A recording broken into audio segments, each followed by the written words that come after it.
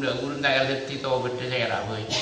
Ini tak sadar manusia mengelai kebele sejuta kali. Cuma sadar aja tinggal benda topper. Tak kira ngerti tadi mengelai kebele. Sebab topper negara rasa. Udah rasa usah. Tanda-tanda topper semua ni rasa. Napa rasa? Sudah jika sana ada sambian tayang kaki di mata ni rasa. Muntah sih kena topper sambian.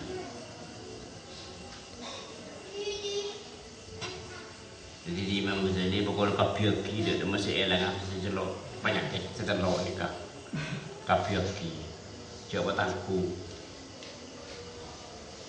wajah hidup bila aku jihadi kapiaki beri kapi nyuma Allah Taala kalau bersongku nyuma karena jaga waktu jelas dia lepas kita itu kan jadi kalah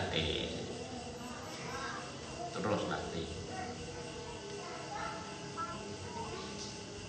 Oh, rasanya ni mulai dari biadam ke mungkin tak ada paksaan lagi. Tak ada paksaan ngarik mengikuti kau dia akhirat. Masa tak sadar dia. Tak ada paksaan ibu tahun lagi orang, bisa ibu tahun. Di biadam ke mungkin maka pun cek parang nyaman. Mana apa itu? Inna yauman indra rabbika kalbi sanatin mimma ta'utu. Jadi sehari akhirat dikasih buah dari alam dunia. Jadi orang dunia tak ada bahasa ngari ni. Nak kali benda sesuatu. Mungkin jadi kamu dengerin nakal dia. Contoh mereka maghrib di TV ada senang orang ada jadi di bersana. Mayoritas orang kan yang gini kasih kalako. Mereka maghrib itu dia mak Allah Taala. Ada senang orang kita menunggu TV. Tapi ada jadi TV dalam untuk menunggu TV main habis. Siang pun malam celaka pun dia terus sakit.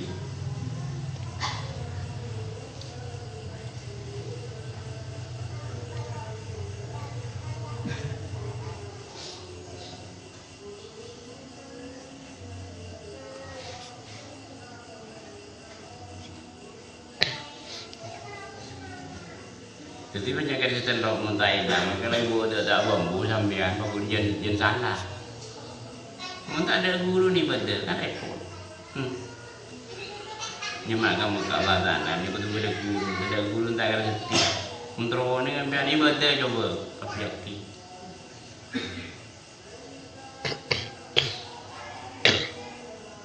Kapiaki betul.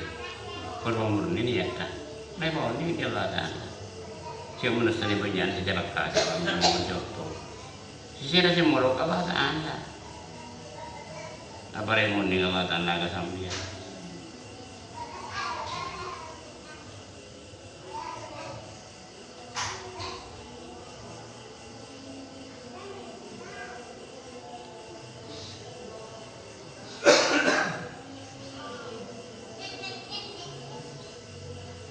Jadi masalah penyakit ada di orang sebanyak, kan berang remi, kan berang tak perlu.